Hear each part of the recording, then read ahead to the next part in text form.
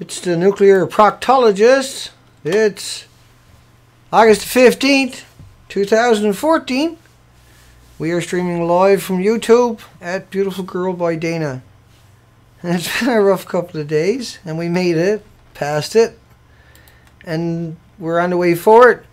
We say hi to everybody. You know how much I love all you folks. Miss Milky the Clown, speaking of, Strontium, Don B, Rick Robinson, Automaticity, I can't even pronounce your name after all this time. You should sue me, man.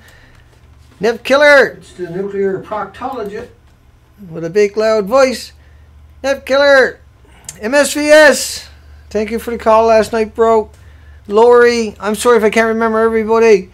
Missing Sky, Candace, Stacy Anderson. I see New Brew Magic was here.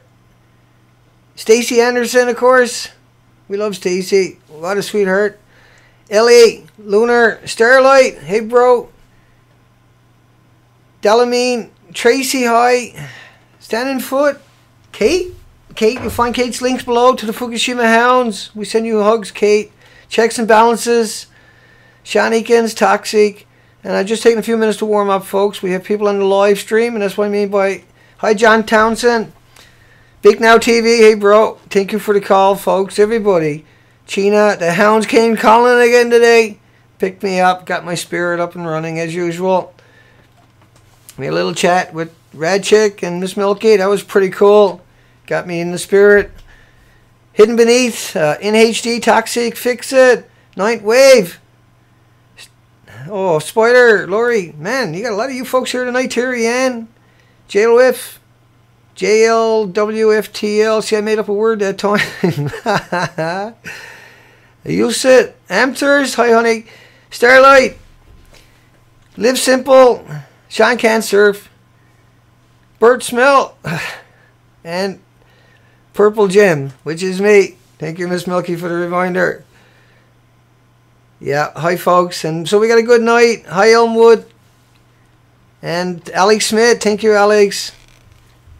And look what we got, folks. Whoa. Whoa. What are we talking about? Oh, that was Paulette. And that's $1,900 almost. Whoa. We also got, she threw in a carrying case and an extra batteries, all kinds of gadgets and gadgets, cards, all over the top. You talk about pretty, though. You talk about gorgeous. We're going to try to hit the beach tomorrow. And we're absolutely thrilled. I mean, you're going to have such gorgeous quality, folks. And we're going to get a couple of lenses for that, too, to make sure that everybody gets the best possible. It's really, really, we're really going to pull it off, folks. It's something else. I got a really interesting show for everybody tonight. I haven't even covered it before. And I kind of got to break the whole story down. But I wanted to really just, my shoulders are starting to come down now. And I need to say hi to everybody and get back to my basic foundation, because it's been a pretty wild ride and it ain't slowing down. Now, yeah, the camera, the memory cards, extra batteries, boxes, we need another one of those for sure. And we're sure that'll happen. We're going to leave on the 25th. And Jeff, Original Punisher, I was talking to him last night, and a number of other people all said the same thing. Of course, is I got myself... I'm not ready to go. I need another couple of days. And they're right, because it's going to take us that long to get everything else.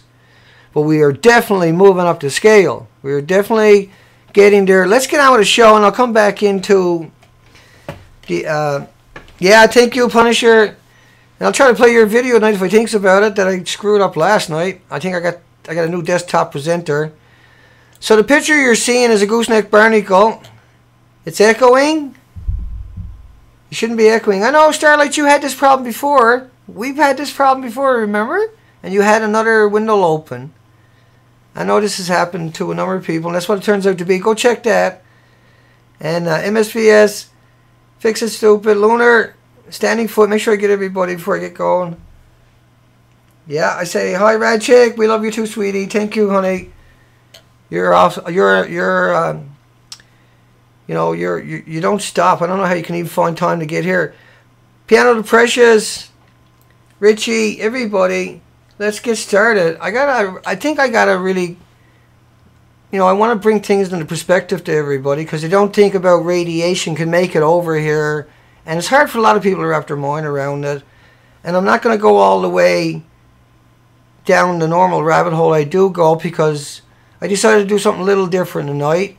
We will run through some of the particulars so that you can get it. Now, another shout out is to Elaine. Now, last night I made the mistake and called the wrong person.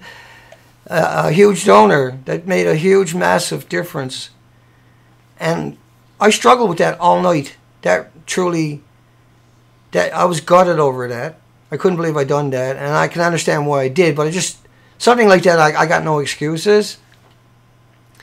And so I just want to make sure she understands it. I know she doesn't expect it or want it or anything like that. And that, I could have had a name written there on a piece of paper. But I don't think I even had time. It was jump. But I still could have done it and put it there so I wouldn't forget. Because it was important to me to say it and talk about it. That's why I done it. And not to give credit where credit is 100% appreciated. It's just, you can't even imagine how much that is. It was heartbreaking for me. And I had a lot of time. I had a big struggle with that. And then this morning I seen your email and I felt better. But it wasn't until I seen that I felt better. It was something I realized that was just, there's something I couldn't avoid, but I should have been able to avoid because I should have been smart enough. So my apologies. You have no idea. And I learned a huge lesson, and I had a chance to reflect on things too. So it slowed me down and got me doing what I'm doing tonight. So you see that there, that light bulb, that's from Japan apparently, and that's got gooseneck barnacles on it. You normally only find them in Canada on the west coast of Vancouver Island, where we're headed in a very short while. So Japan had an earthquake and a tsunami. And I can assure you the tsunami was pretty devastating. And I'm just going to run through that for a while for us. And, this is very haunting when you go down this road. And so I was pretty careful. I had to take into considerations a lot of factors to try to tell the story that I need to tell. And by the time I finish getting all the pictures, I'm not sure if I can tell the story the way I wanted to because a picture can impact you in many, many ways. And so the tsunami went through 500 miles of coastline, but a lot of people can't take it into context. And I really wanted to just at least one time spend some energy and thought and some thinking about this. And as you can see from the pictures behind me and the picture above me, they cleaned it all out behind me. But look what was above me. And can you imagine what she's thinking? Every time she goes down that road. Can you imagine? How do you live with those thoughts? And sleep is something truly will never be understood. That whole country was traumatized during that tsunami. And as you can see, boats were deposited in the town. And towns were swept to pieces and destroyed. And then the tsunami came back out. So here's some before and after pictures. And I think, it's 500 miles of coastline. So it wasn't just the radiation. And it wasn't just the earthquake. And that tsunami, that legacy of that tsunami is what we're going to cover a little bit tonight. And I can't really do something like that justice because it's unbelievable the agony that the children are still growing up remembering and the trauma from that and from the locals and from their friends around the world. When you look at your home and you see this what it looks like and so many of your memories are now swept away, I can't imagine. I never experienced it outside of what we all have. And you think about the desolation of this mess, how it to us, we don't see it. We hear about it, we see it, and then a few weeks later we forget about it. They won't forget about it that quick. They won't never forget about it, obviously. But, I had this epiphany about all these children and the implications of experiencing something like that. And then dreaming about it of, listening to their friends mourn. I truly think that we kind of lose that organic necessity that we miss on TV. And so when you sit there and you're looking at a picture, like I've been doing, I spent my whole life on the ocean, and what happens if the ocean comes into your community? I can't do it justice, obviously. And these pictures, I think, they should explain to people a tiny piece of what these people, you should be able to fathom what they went through.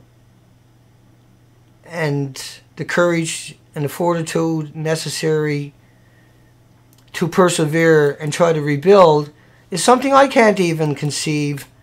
How do you reconcile something like that? And that it can come again?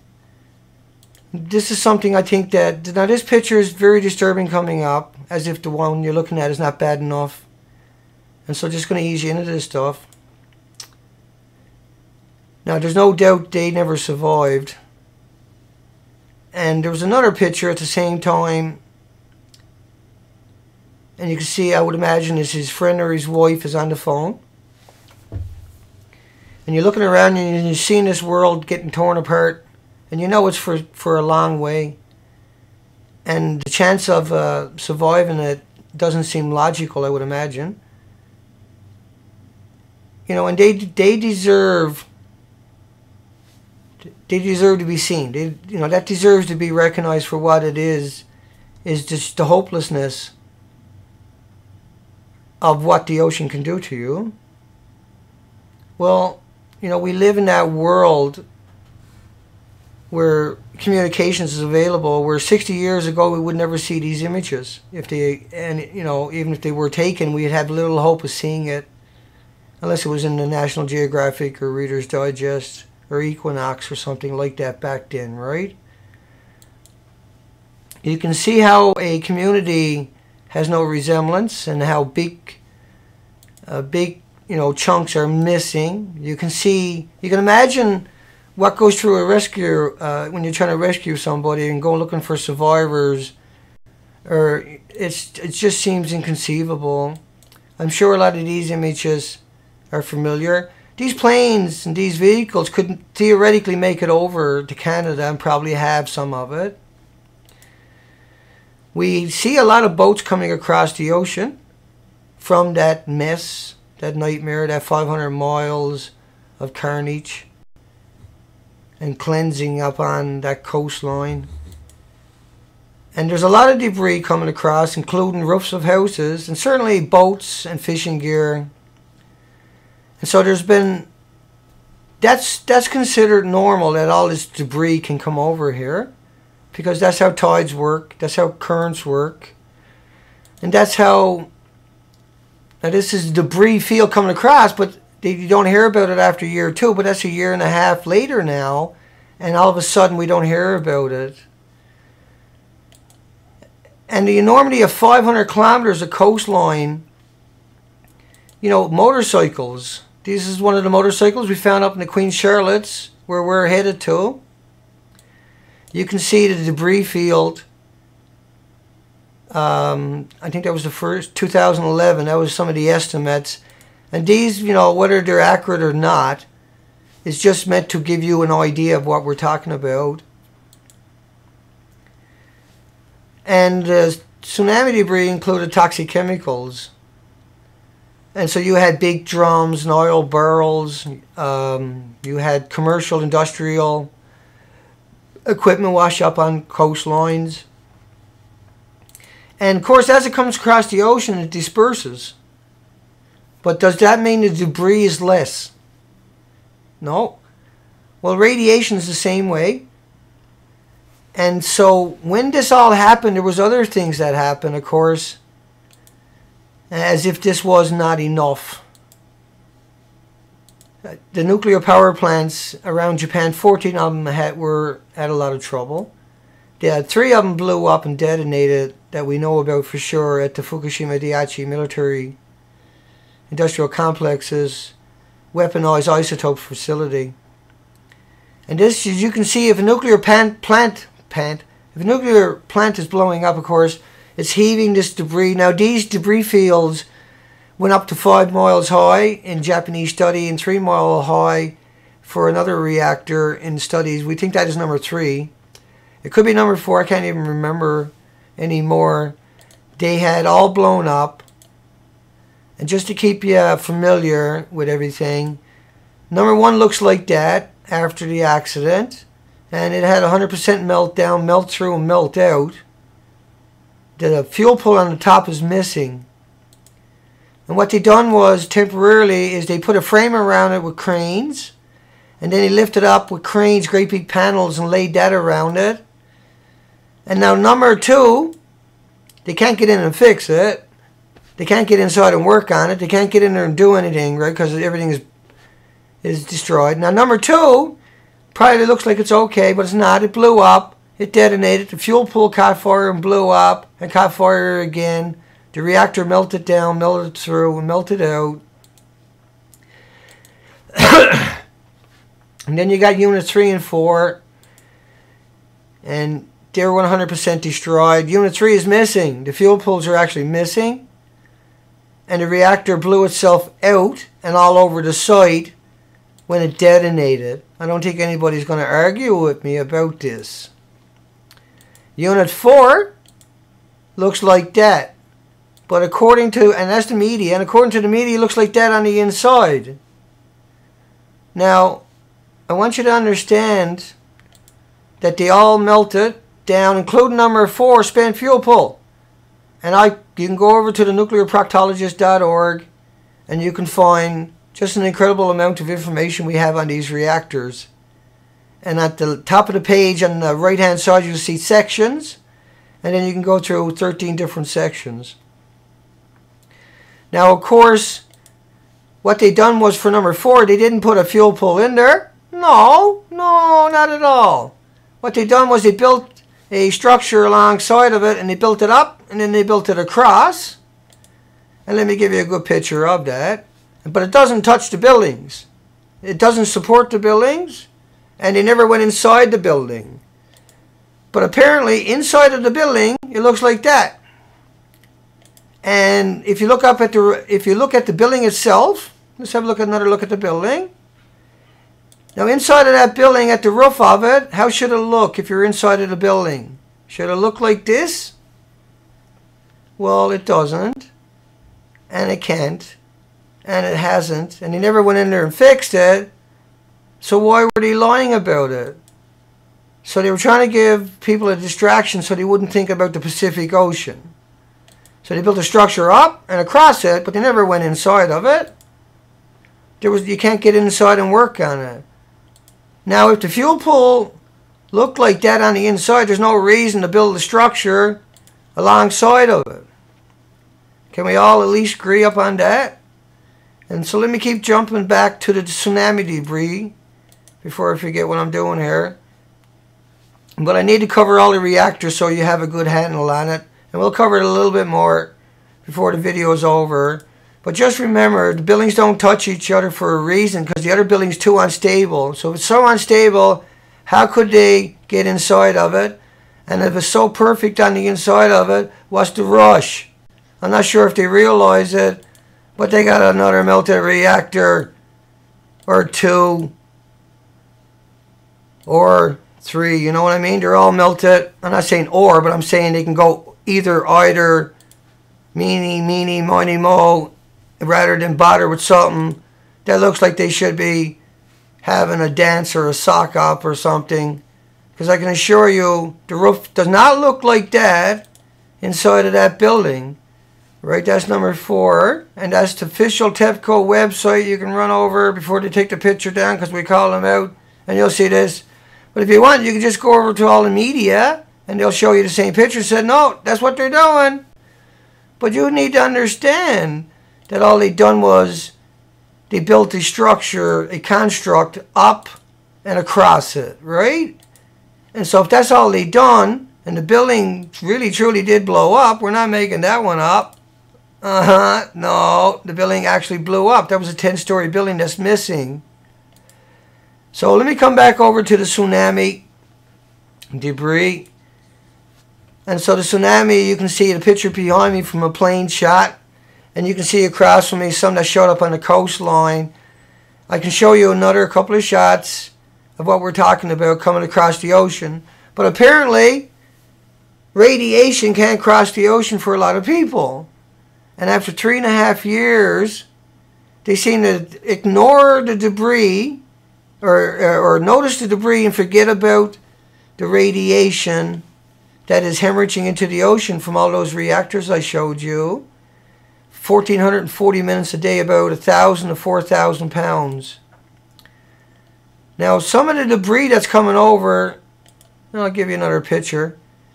Now, the one I'm showing you behind me is radiation in the ocean. That's only based upon cesium-137. And whenever you see cesium-137, you have to calibrate that it's 90 times to 100 times more strontium-90. And that all the other radioactive elements and isotopes and atoms and particles that are created through the chain reaction of non-hinged meltdowns, triple meltdowns, it's unprecedented. And so they hid the ocean away from you. But it's not just that we want to cover the story, but I need to explain that to you. That as I go up, this is British Columbia's coastline. This is debris from Fukushima that has been found on that coastline, and we will see that. We can't take the DNA of that, and we probably are going to only find the 4 species all the way up. But then at least we can have a debate. Lots of boats have showed up. I got so many pictures, I'm able to pair them all up. Big docks have shown up on the coastline of California. And once again, all that debris that walked out. And at the same time, you think about the debris that was left. I mean, that is stunning. That is unimaginably stunning. And to me, everything is heartbreak. Everything I see there belongs to somebody's home.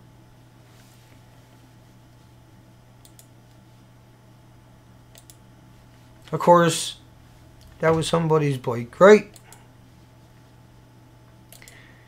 And you can see what the before and after pictures can be if it shows up. Because you're talking about stuff, you're talking about a debris field size of Texas, right? So a debris field the size of Texas, you can make every community on the coastline look like that. And then it's got all the toxic stuff that came with it, right?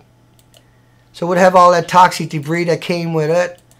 And I mean, that could really mess up the coastline. So we could have lost the coastline, a lot of the coastline from stuff like that. And so losing the coastline to the ocean, I know that the other stuff is not going to kill all the faunas and the floras and the thousands and thousands of species just in certain areas, not counting the millions that are in the ocean. But I'm just saying tragedy is always at our fingertips. But this time it's something different. This time it's something it's not like bananas, it's not like potato chips. It's not like walking in the sunshine. Radiation really truly is not like that. And you've been fed that for 70 years, depending on your age. And of course, you can see the before and after pictures of areas. And this one here, the bottom picture, that's the before. And then as you go up, you can see the carnage all around me.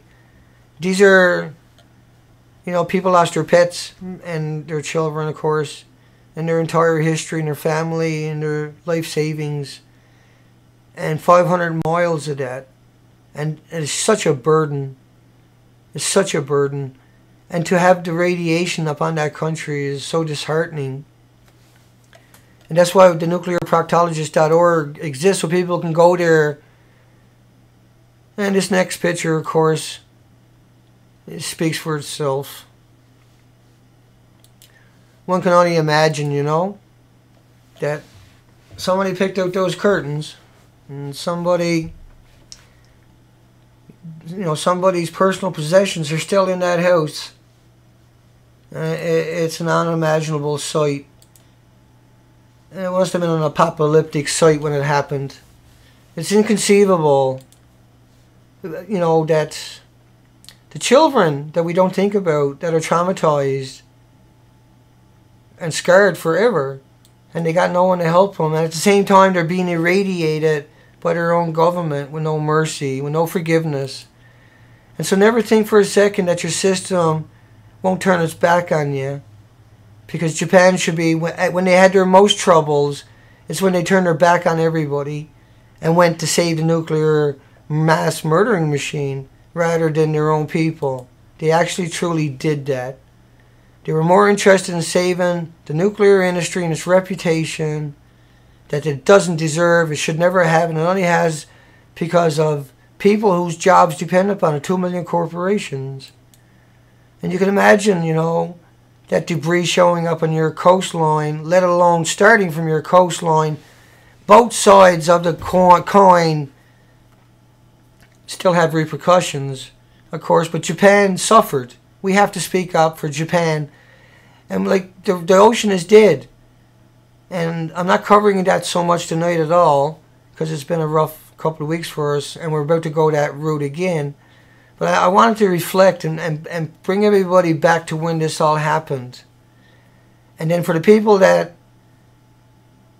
don't understand how the ocean works, they can kind of start to grasp that not only will the pollution come across in a short period of time in a large amounts, but the radiation that after 130 days it hit the coastline, the other coastline here, and every day behind it was another plume of 1,440 little plumes of 50 cubic miles for 1,300 days. And the model behind me is based upon cesium-137. Once again, it doesn't travel by itself. And then the urethral peroxide, hydrogen, sulfur buckyballs that were created. And I'll come over to the desktop and just run over, kind of help people sort out that part a bit better. And let me see what I got for us. Dana. Cancer, Fukushima eclipse, reactors, rain from leftover files, buckyballs. Hey buddy, let me bring up some pictures and hope this works out. Prime Minister ordered halt to cooling after he was advised seawater could cause a chain reaction or create criticality. May the 21st, 2011. They were spraying salt water on the reactor. And the salt water, right, this is what you see, they've done for 40 days, create these spherical shapes. And these shapes ingest atoms and particles and become like little nuclear engines. And they're not solutable in water, and they bind to like rocks and gravel and dirt and stuff like that. And what that means is, and I'll cover that in a bit, but that's an important part for you to understand, that these buckyballs, because they put salt water on it for so long, it broke down the integrity of all the structures, of all the zirconium cladding, of all the mechanical parts that would have been normally usable, became unusable or inoperable, and that the degradation and deterioration was enhanced and expedited. Now, that part to a lot of people escapes them, but these balls are less than 1/10,000th of a millionth of a meter. And these are not hot buckyballs, these are super friggin' hot buckyballs. And what they do, and I should make those pictures bigger, what they do is you ingest them. And that's why I this is what I want the future to be looking like in a perfect world that doesn't exist, but we are going to try to create, is that we have a good old-fashioned GMO burning party, and everybody comes on board, and then we take all the genetically modified creature scientists, and we get them to find out the ways to put this in the sarcophagus, the GMO, and then every community distributes organic seeds into the mail immediately to all the homes and encourages them to go out and plant their foods everywhere, and that no one's allowed to use pesticides anymore because we need insects more than ever. And then everybody can start building up nutrients in their body, because the genetically modified critters that are in all your supermarkets and corner shops are making you susceptible and vulnerable. And so it's so important that we get our own way here on that, for them to have a sign of good faith. Because if not, then people won't have any trust in the system. That if they're not willing to get rid of the GMO and stop it, and just stop doing what they're doing, then we have no need for them. We can do it without them. We'll just get rid of them. And we'll get on with our society without them. And we won't stop till they're all gone. Because that's what will happen with society if they don't have hope. But there won't be nothing after. But if we have a collective thought throughout this planet that there is an opportunity to try to take 4,300 peer-reviewed academic studies every day and create solutions and get rid of, throw off the shackles that are going to drown us against all the species on the planet, is what this is going to destroy. Everything. They've gone too far. Their own children won't even be able to look at them when they find out just what is happening to the ocean. I digressed. These spherical buckyballs, created by spraying salt water on the ocean, and then hemorrhaging into the ocean, and then causing the deterioration, and the fuel in the ocean is creating these buckyballs from the detonations, from splitting the atoms and from the contact of the rods that were blown over that site from the 3 melted reactors and detonated, melt-through meltouts.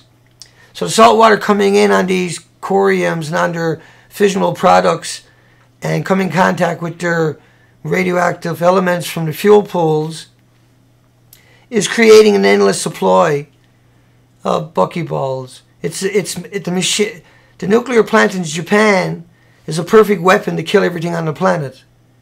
It's turned itself into a bioweapon that nothing on the planet can live and coexist with. And so the urgency of the planet waking up and trying to at least stop it so that we can have half a chance is begun, right? These are from the peer-reviewed studies about this phenomenon.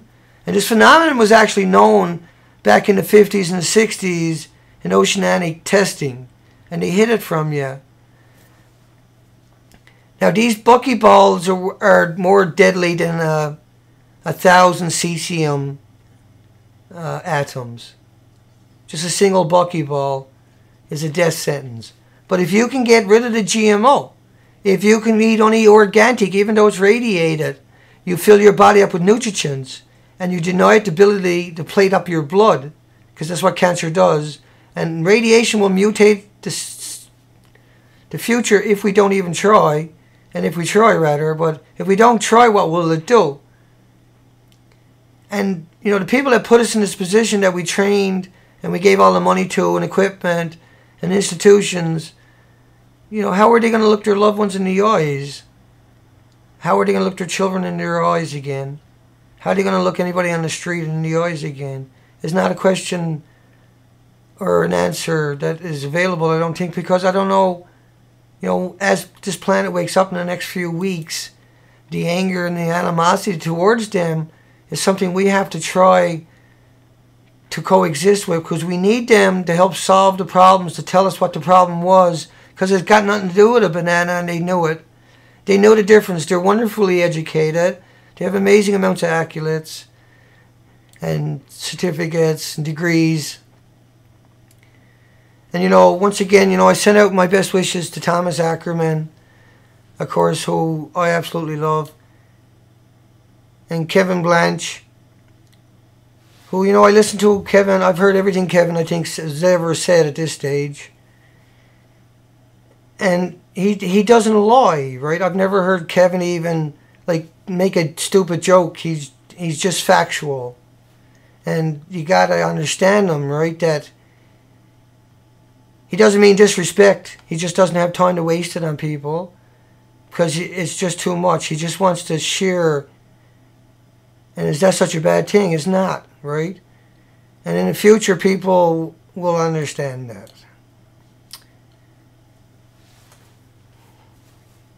You can see that this detonation, it sprays material all over the site, and they sent in the homeless. Chernobyl, he sent in 600,000. 600,000 soldiers were conscripted to go to battle. And at Fukushima, the heroes hide away, and they send in the most impoverished, the most uneducated, the most unarticulate, the most dependent people imaginable. And then people wonder and say, no, it's okay, Dana, they took care of everything. Please don't say that to me. Please don't disrespect me by saying that. The people that are contacting me and saying that they live at these beaches that I went and surveyed with Terry, and that they went down there and were okay, all you got to do is take a picture and go compare it. And I got nothing to gain by lying, you know. And I'm not going to yell at you. I'm not going to get upset with you. I'm not going to flash at you. I don't have that energy, you know. I'm just a little bit disheartened that you won't go look. Even when I ask you. When I phone you back, you won't answer your phone.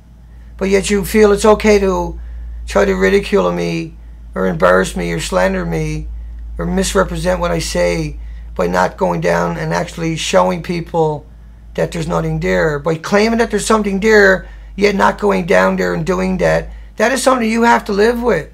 You have to live with that. You have to live with the fact that you had an opportunity, and I got nothing to gain by telling you the truth. I don't know you, that you even exist. I'm not going to benefit off you at all. How could I?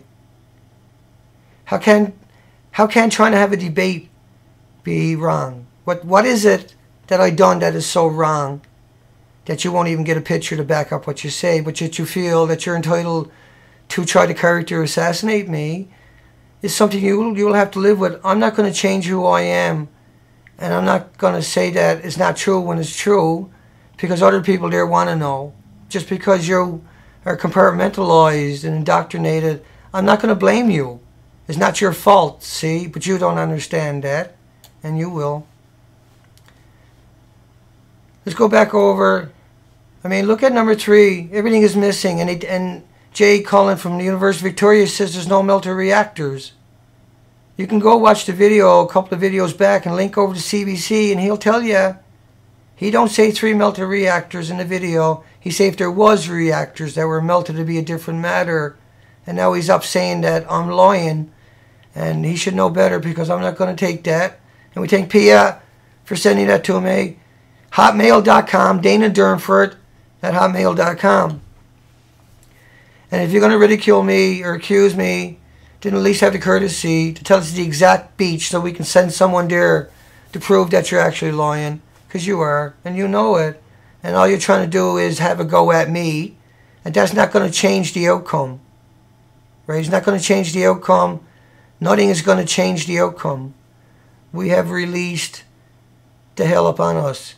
And it was unwillingly and unknowingly. The nuclear industry and the apologists and the lawyers and the profiteers have told you that it's like sunshine. It's like getting a bat in the ocean. You can get a bat in the ocean every day. It couldn't hurt you. I was a commercial diver. It never hurt me or anybody. I didn't see fish swimming around. My divers, we didn't have big tumors because it's natural homeostasis radiation. And you can't get any more in your body than you already have. And if you have more ionized, man-made, these are man-made elements we talk about. They got nothing like walking in the sunshine. And so these particular elements, and I'll come back over, and I just wanted you to understand about the urethol, peroxide, sulfur, buckyballs, and just to make sure you have an opportunity to understand that there's another part of that equation that no one bothered telling you about. And all we're trying to do is help. That's all we're trying to do. You can go to the nuclear proctologist, but there's so many people below my video. There's so many people there, and they're not there for something to do. They're there because they're desperate to try to give you a reasonable opportunity to cleanse yourself of the propaganda machine and to have a real narrative to think about, to contemplate, to work with, and to not waste your time on. So you actually got a real narrative. And you can learn so much because these people have done all the legwork for you. And they have your best intentions. You can imagine you haven't got radiation, right? You can't see radiation, right? Rather. But if that showed up in your coastline, you would get it. You would understand it. Right? You can go down and take a picture of it. But those urethol peroxide buckyballs, you can't see those. And there was about, per reactors, about 2.2 billion times more radioactive elements and particles than all the grains of sands and all the beaches on the planet combined. I know you can't comprehend it if you're not familiar. I can't comprehend it. But if all of those microscopic radioactive elements that are floating around in our environment were different colors, we couldn't see each other. You couldn't see your finger. And there was 1,501 recorded of just cesium in California back in April and March. That was also discovered in Seattle and on the west coast of Canada, and a lot of, like Boston even found them. But it was a couple of studies showed 1,500 in a cubic meter of air. Now, I don't know about you, but I breathe air, so it's pretty hard to avoid those fellers. And these people in Japan, they're breathing it all the time. And they don't, as if they haven't got enough. And the government doesn't care about them. You see all those trees? That's an island behind me. And so there's a lot of debris went into the island, into the ocean. Right? And headed out, a lot of oil, harsh chemicals. But what wipes out the insects on the highway for 160 kilometers of that zone? Because 40 was in boats and 160 was on the highways going to accessible places so people can go and replicate it. Popular places, provincial parks that are frequented all the time and protected, where there's people walking around and will lose their minds if you see you touch a starfish. But we don't need them anymore because there's no starfish. And it's horrific. It's unimaginable. Like the heroes, I know, but the children, folks, we look at that picture and we can't even begin to comprehend the carnage that shows up in that mind as the years go by, and the reflections and the heartaches as they mature and come and start to understand what they saw and realize it. I think about those.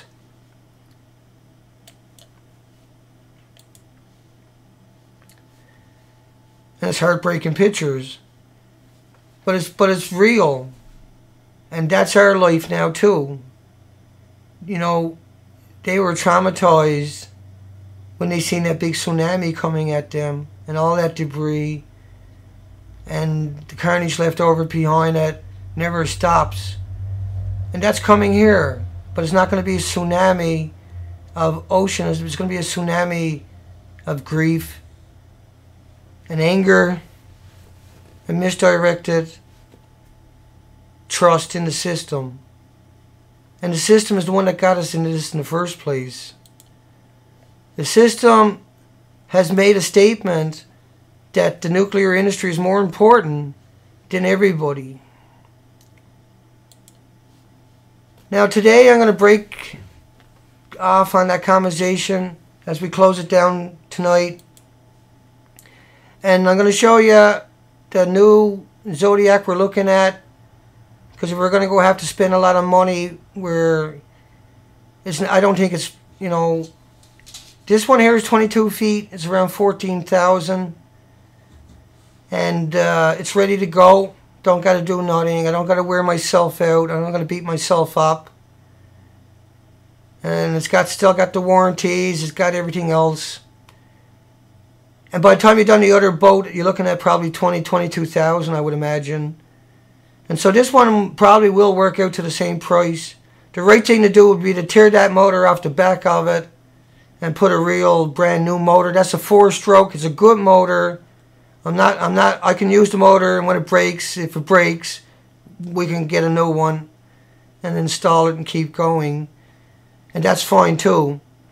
But because it's 22 feet long, because it's made for every single ocean on this planet. Because we're going to go through 26,000 oceans and probably get pictures of 10,000 of them as we're going through.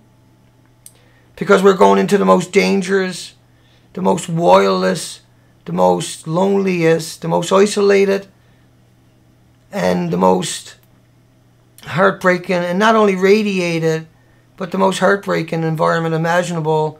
I decided that I need to go bigger, I need to get smarter, I need to take my time and reevaluate everything.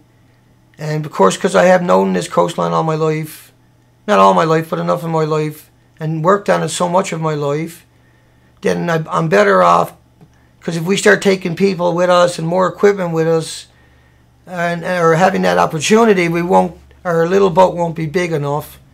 And if we want to bring, we want to bring divers out, we want to bring reporters out, we want to bring people out that have reached out and are trying to, are struggling to connect in their communities, we can pick them up and bring them out and verify what their concern was, and take samples, and just keep going.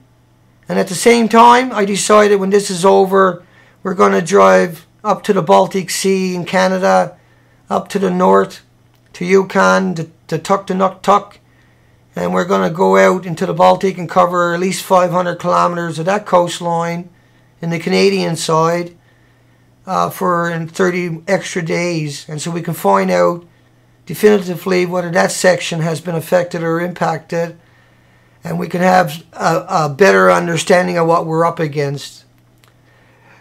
And I think that is necessary. And at the same time, we'll hit rivers along the way, and we'll be taking samples and shipping samples out. I know MSVS says he's willing to take samples if we ship it off to him and photograph it. So we'll take enough samples to be able to ship them out to people and keep them, get them involved, give them something that they got the skills to really shine on. And of course, we have people out there, if you got skills and you want to share it with me, and I don't know if I can use it right away, but what I'll do is I'll take a screen capture of that email, and I got a special folder, and I'll put it in that folder, and I'll have a title on it for what your skill is. And so when I need somebody with skill, I can reach out to you. And it might be months down the road, or days, or hours, or weeks. But if I can find a use for you, I'll find a use for you. And this is an organic movement. And we got Jeff in our corner. And that's why I'm so cocky. That's why I get all up in your face. Because I know Jeff will come through. If I got to, I'll turn to Jeff. And right now we got so many people. I better check. We got so many people that have already made their statement. You can get me at PayPal. I can see everybody out there. Finally! Dana finally gets his act together. What happened, Dana? Did somebody waterboard you and get you do it, huh? Did they, Dana? Did they waterboard you, Dana? Yeah, it's true. My doggy done it to me. My doggy's hurting. I don't know what's going on. Remember when this all happened? Now the big thing, of course, is unimaginable, unbelievable. We are going to get you pictures that are unbelievably stunning. Stunning! And it's wireless, of course, for the transfers. Just going to make life super unimaginably cool to be able to give you guys such high quality. Like, we can literally sit on a hill now and zoom in on the shoreline and get you perfect pictures. And you say, look, Dana's on the beach. No, I'm actually not. But we will. That's the idea of the Zodiac, right? Now, that's an old beater, what you're looking at. Don't get me wrong. But it's real. It's real good, too. It's solid. Everything's been serviced. And for $14,000, another $900 for a trailer, we'll have it. And we can put a little aluminum cabin on it later on if we want to, for when the weather starts getting bad. We're going up. Let's make no mistake. What me and Terry are going to do is extraordinarily tough. And trying to do it in anything, now even a 60, 70, 80-foot boat is going to be tough. Trust me. It's going to be hellish. And so the best thing to do is day trips. And this thing here, we could actually run that from right here, right up to Prince Rupert. We can carry enough fuel for a 14, 15-hour run, no problem at all on that thing. That's pretty impressive. That's impressive. And what that translates into is we can launch anywhere and we can cover the shoreline halfway to the next town or further for sure. And we can deposit gas along the way or whatever the case may be to extend our trips. But we can knock this whole thing off in 60 days, then head up to the Baltic. I think we solidify it once and for all. We take away their wiggle room. Not that they're going to have any, because they're going to try to blame the deaths of the Pacific Ocean on a pathogen or something like that. But they can't blame the deaths of all the other creatures, every species, and on top of that, all the insects, even the bacteria in the coastline. No, it's all gone. The ocean comes in, it dries up, and it doesn't leave anything. It doesn't smell when the tide goes out. In 85 and 90 and 95 degrees temperature, day after day after day. No flies, no insects, no sea anemones, no 60, 70 species of sea anemones or anything else. And so I think everybody should feel really good that we're going to go and get this one instead and take a few extra days, because you can feel much safer. You know, this one is Coast Guard grade. This is the real deal. It's meant to get up and do its job over and over and over. The engine hasn't been run hard because it was a big investment. It sat around for a long time because they didn't get the business. And then they finally traded it in and just went into tourism again with a different type of operation. And so that's why I decided, okay, actually, I'm willing to switch out, because we can carry a load of people, a load of equipment. We can travel long distances. And this thing was there for the long run, including the Northwest Territories. We have to go up and find out, is it sneaking down the back door? We have to know what the shape of life is up there. And same as we're going for broke, there's no reason to stop. We might as well get up there, get it out of the way, because the winter is coming. You won't be able to do this, right? We got to get it finished before winter, because you could get stuck for 30 days in beyond islands if we're not careful. But lucky for me, I know the entire coastline. We have the support, the equipment, the skills, the determination, and we have the ambition to get the job done. And if we don't, then you can all walk down to the beach the next morning and take a picture, and you take away whatever they tried to, right? Okay, folks, we say goodnight to everybody.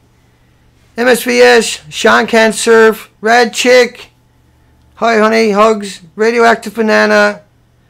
What should we name the boat? I think we should name the boat the Hounds of Fukushima. That's mine, right? Thank you, Tracy.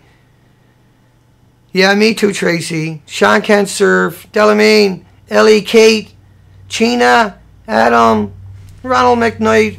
We're saying goodnight to everybody. We appreciate it. Like I said, we just wanted to run through a bunch of stuff. Get up here and just put out a video to keep the momentum. It's not hard now for me to do it. You guys, you know, I just feel like I'm protected, that the job is going to get done, and that we have what it takes at this stage to say that yes, this is happening. It really truly is. It's just I still can't believe it that we're going to do this and put an end to this friggin' first part of the nightmare, and then they can listen to us, and then they can learn, and then we can try. But if we don't try, then what was the sense of the human race in the first place, right? It's because we try. That's what we do. That's what we're notorious for. There's nothing that's going to stop us. They don't have a leg to stand on, and that we don't have any fear anymore, because we don't have the option, and we don't have the time, and we're not asking for much, and your support is just the reality. See, it doesn't matter that it's just trickling in. It's trickling in, and we got more radio interviews coming up. We done Dr. Bill Deagle. He's hard to cut in on. My goodness. I never thought I'd meet anybody who can talk more than I can. But there you go. And that's cool though. Just to get out there and so people can hear it. It was another opportunity for people to find us.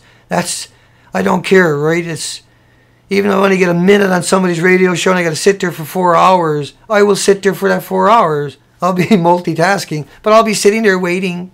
I have no issues with that. Okay, folks. Hugs for everybody. Original Punisher, once again, thank you for your support and the things that you do. I don't think people really appreciate who you are and how good of a soul you truly are. We are going to change that. We will change that definitively, I can assure you, because you're one of the better ones. You're the best friend we got, in the sense of you always put yourself out front, right? And that's so appreciated. You don't hide away. Your name is always there, and you always put your money where your mouth was when you open it. That, my friend, is admirable, and you don't see many people like it. And I hope that people can learn, and they are, and they have. And there's many of you out there who have supported me. I'm just saying, somebody who, even though doesn't have any obligations, has decided no matter what, even if everything fails, we still have a backup plan, and that we can count on at least one person guaranteed will see this through besides us. We're so fortunate. And that we need so much more. We need so much equipment and so many teams doing this by rights. So many people. And it's unimaginable that we got one up on that nasty nuclear industry, that we can now hold them to justice. We just need another 65 or 70 days. And they have no pensions. And they have to come on board and help us try to reverse things. You couldn't hope for any better than that. It's literally co-opting them so that everybody don't destroy them. Right? They still have something to offer. We have to consider that. Try not to turn against them. Try to turn them into useful idiots instead of the useless idiots. And the destructive ones at that. Hugs for everybody. Dana loves you. Dana respects you. You showed me what you're made of. And you changed the game for everybody. Truly something else, folks. You're really, truly something. Take you. And we'll see you tomorrow night again, of course. And we'll have a lot of good news for you tomorrow night. My apologies to anybody that I missed. I can't keep up with it. But I'll try my best. You can call me. You can find my number at thenuclearproctologist.org. Take care, folks. Thrilled. You're going to have such gorgeous quality, folks. And we're going to get a couple of lenses for that, too, to make sure that everybody gets the best possible. It's really, really... We're really going to pull it off, folks. It's something else. I got a really interesting show for everybody tonight. I haven't even covered it before. And I kind of got to break the whole story down. But I wanted to really just... My shoulders are starting to come down now. And I need to say hi to everybody and get back to my basic foundation. Because it's been a pretty wild ride. And it ain't slowing down. Now... Yeah, the camera, the memory cards, extra batteries, boxes. We need another one of those for sure.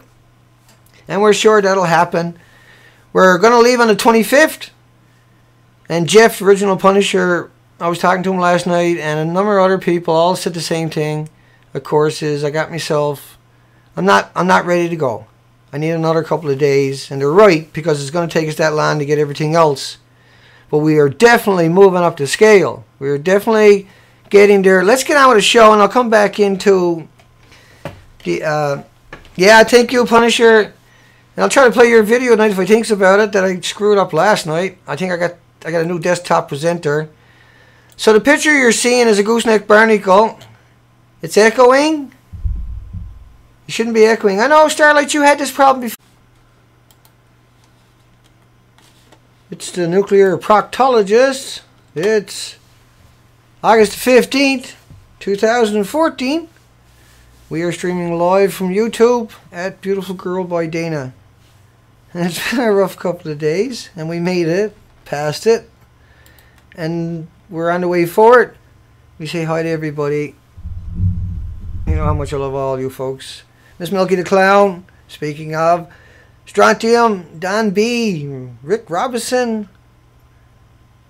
Automaticity? I can't even pronounce your name after all this time. You should sue me, man. Nip Killer. It's the nuclear proctologist with a big loud voice. Nip Killer. MSVS. Thank you for the call last night, bro. Lori. I'm sorry if I can't remember everybody. Missing Sky. Candace. Stacy Anderson. I see New Brew Magic was here. Stacy Anderson, of course. We love Stacy. What a sweetheart. Ellie. Lunar. Starlight. Hey, bro. Delamine. Tracy, hi. Standing Foot. Kate. Kate, you'll find Kate's links below to the Fukushima Hounds. We send you hugs, Kate. Checks and Balances. Shanikins, Toxic. And I've just taken a few minutes to warm up, folks. We have people on the live stream, and that's what I mean by... Hi, John Townsend. Big Now TV. Hey, bro. Thank you for the call, folks. Everybody. China. The Hounds came calling again today. Picked me up. Got my spirit up and running as usual. We had a little chat with Rad Chick and Miss Milky. That was pretty cool. Got me in the spirit. Hidden Beneath. In HD. Toxic. Fix It. Night Wave. Oh, Spider. Lori. Man, you got a lot of you folks here tonight. Terry Ann. JLWF. JLWFTL. See, I made up a word that time. Use it. Amthers. Hi, honey. Starlight. Live Simple. Sean Can't Surf. Bert Smell. And Purple Jim, which is me. Thank you, Miss Milky, for the reminder. Yeah, hi, folks. And so we got a good night. Hi, Elmwood. And Alex Smith. Thank you, Alex. And look what we got, folks. Whoa. Whoa. What are we talking about? Oh, that was Paulette. And that's $1,900 almost. Whoa. We also got, she threw in a carrying case and an extra batteries, all kinds of gadgets and gadgets, cards, all over the top. You talk about pretty, though. You talk about gorgeous. We're going to try to hit the beach tomorrow. And we're absolutely through. We've had this problem before, remember? And you had another window open. I know this has happened to a number of people, and that's what it turns out to be. Go check that. And MSVS, Fix It Stupid, Lunar, Standing Foot. Make sure I get everybody before I get going. Yeah, I say hi, Rad Chick. We love you too, sweetie. Thank you, honey. You're off. You don't stop. I don't know how you can even find time to get here. Piano the Precious, Richie, everybody. Let's get started. I think I gotta really, I want to bring things into perspective to everybody, because they don't think about radiation can make it over here, and it's hard for a lot of people to wrap their mind around it. And I'm not going to go all the way down the normal rabbit hole I do go, because I decided to do something a little different tonight. We will run through some of the particulars so that you can get it. Now, another shout out is to Elaine. Now, last night, I made the mistake and called the wrong person, a huge donor that made a huge, massive difference. And I struggled with that all night. That I was gutted over that. I couldn't believe I done that. And I can understand why I did, but something like that, I got no excuses. And so I just want to make sure she understands it. I know she doesn't expect it or want it or anything like that. And that, I could have had a name written there on a piece of paper, but I don't think I even had time. It was jump, but I still could have done it and put it there so I wouldn't forget, because it was important to me to say it and talk about it. That's why I done it. And not to give credit where credit is 100% appreciated. It's just, you can't even imagine how much that is. It was heartbreaking for me. And I had a lot of time. I had a big struggle with that. And then this morning I seen your email and I felt better. But it wasn't until I seen that I felt better. It was something I realized that was just, there's something I couldn't avoid, but I should have been able to avoid, because I should have been smart enough. So my apologies. You have no idea. And I learned a huge lesson, and I had a chance to reflect on things too. So it slowed me down and got me doing what I'm doing tonight. So you see that there, that light bulb, that's from Japan apparently, and that's got gooseneck barnacles on it. You normally only find them in Canada on the west coast of Vancouver Island, where we're headed in a very short while. So Japan had an earthquake and a tsunami. And I can assure you the tsunami was pretty devastating. And I'm just going to run through that for a while for us. And, you know, this is very haunting when you go down this road. And so I was pretty careful. You know, I had to take into consideration